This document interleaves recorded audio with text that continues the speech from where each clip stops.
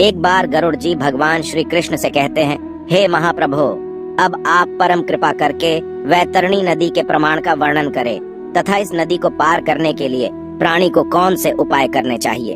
भगवान श्री कृष्ण कहते हैं, हे तार्क्ष्य, यमलोक के मार्ग में जो वैतरणी नाम की नदी है वह अगाध, दुस्तर और देखने मात्र से पापी आत्माओं को महाभयभीत करने वाली है।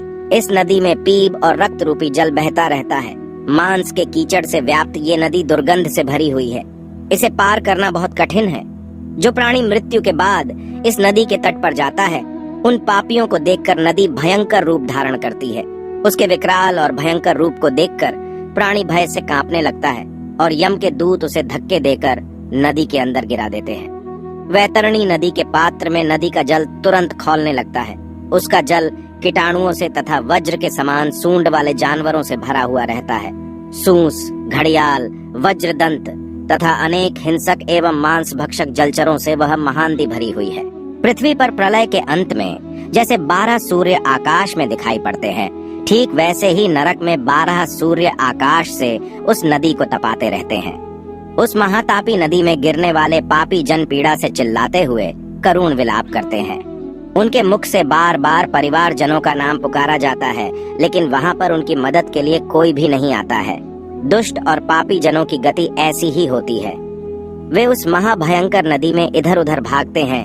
ऊपर से तपते 12 सूर्यों की गर्मी से कष्टप्रद होकर वे नदी के जल में डुबकी लगाते हैं, लेकिन उससे भी उनके तन को शांति नहीं मिलती है।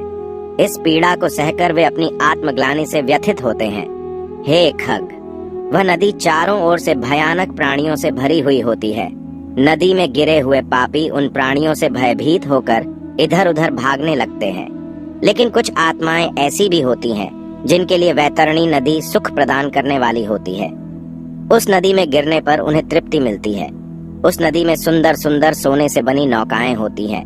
उन नौकाओं में सवार मल्लाह उन आत्माओं से पूछते हैं, यदि तुमने पृथ्वी लोक पर गाय का दान किया है तो तुम इस नौका पर सवार हो जाओ और सुखपूर्वक वैतरणी नदी को पार करो। और यदि किसी पापी ने गाय का दान नहीं किया होता है, उन्हें यम के दूत धक्के मारकर नदी में गिरा देते हैं। नदी में स्थित नुकीली चोंच वाले कौआ, बगुला, उलूक नामक पक्षी उस पर प्रहार करते हैं। जो मूढ़ बुद्धि मनुष्य ईश्वर की, गुरु की, माता पिता की तथा पितरों की निंदा करता है, उनका अपमान करता है, मृत्यु के बाद उन पापियों को वैतरणी नदी में ही गिराया जाता है। जो मूढ़ बुद्धि पुरुष अपनी पतिव्रता, सुशीला और धर्म पारायण पत्नी का परित्याग करता है, उन सभी को वैतरणी नदी के तट पर लाकर धक्के मारकर अंदर गिराया जाता है। जो व्यक्ति उसकी शरण में आए हुए मित्र, साधु, सन्यासी, स्त्री, बालक तथा वृद्धों का वध करता है, उस पापी को भी वैतरणी नदी में ही गिराया जाता है। नदी के बीच में जाकर वे करुण विलाप करते हुए अत्यंत कष्ट भोगते हैं। जो पापी शांत और कमजोर लोगों को अकारण ही दुख देता है, उनके ऊपर अत्याचार करता है, वह भी इस नदी में गिरता है और कृमि उसका भक्षण करते हैं। जो पूज्य जनों तथा गुरुजनों को वचन देकर उसका पालन नहीं करता और मैंने ऐसा वचन नहीं दिया कहकर अपमान करता है, उसका वास भी वैतरणी नदी में होता है।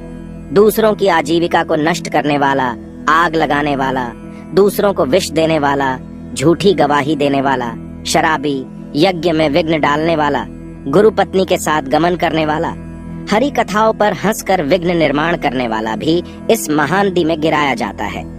जो व्यक्ति दूसरों को वस्तु भेंट करके फिर से उसे चुरा लेता है, जो सेतु को अर्थात पुल को गिरा देता है, दूसरे की पत्नी के साथ भोग विलास करता है, प्यासी गायों की बावली को तोड़ता है, छोटी कन्या के साथ व्यभिचार करता है, वह भी इस नदी में गिराया जाता है। जो दूसरों को दान देकर बाद में पश्चाताप करता है, मांस का भक्षण करता है, गायों को कष्ट देता है, वह भी वैतरणी में निवास करता है। अहंकारी, पापी तथा अपनी झूठी प्रशंसा करने वाला, कृतघ्न, गर्भपात करने वाला वैतरणी में निवास करता है। फिर 18वें दिन वह आत्माएं यमराज के उस नगर में पहुंच जाती है जहां पुष्प भद्रा नामक नदी प्रवाहित होती है। उस नदी का जल शीतल और सौम्य होता है। वे नदी के जल का पान करते हुए आगे बढ़ते हैं और उन्हें चारों ओर सुंदर दृश्य दिखाई पड़ते हैं। उनके ऊपर फूलों की वर्षा होती है और वे आनंद पूर्वक नदी में विहार करते हैं। उस नदी के तट पर बहुत ही सुंदर वट वृक्ष है जहाँ पर जीव विश्राम करना चाहते हैं, किंतु यम के दूत पापी लोगों को विश्राम करने नहीं देते हैं। उस प्राणी के पुत्रों के द्वारा जो भी मासिक पिंड दान किया हुआ होता है उसे वह इस स्थान पर प्राप्त होता है और वह उसे खाकर आगे बढ़ता है। तो दोस्तों, इस प्रकार से यमपुरी जाने के मार्ग पर प्राणी को इन 2 नदियों से गुजरना पड़ता है, तभी उस प्राणी की मुक्ति होती है।